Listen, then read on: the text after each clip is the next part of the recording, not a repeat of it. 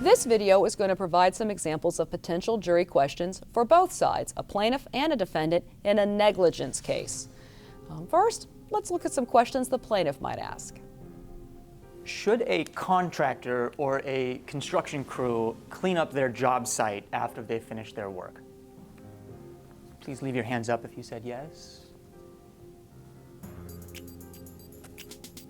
And members of the panel, do you believe it's all right to leave your dog unleashed in your front yard?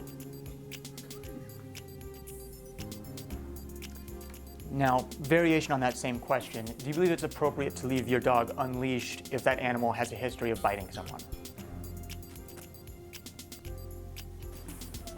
And members of the panel, if someone messed up and injured you or your property, do you agree that they should pay for the harm they caused? Now let's take a look at some questions the defendant might ask.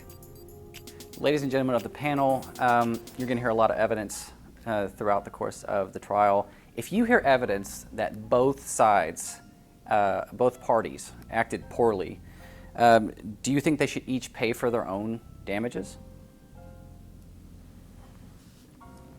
Now, which of you think, or do any of you think, that someone should be forced to pay for harm or pay for damages that they didn't cause?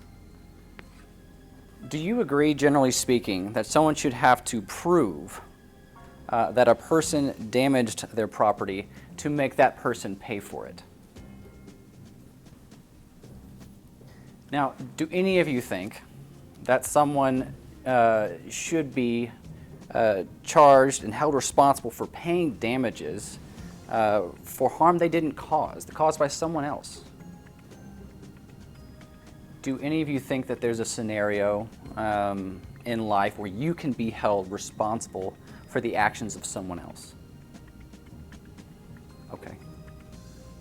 Now, do you think, or do any of you think, that is okay to ask someone to pay for your harm that you caused yourself?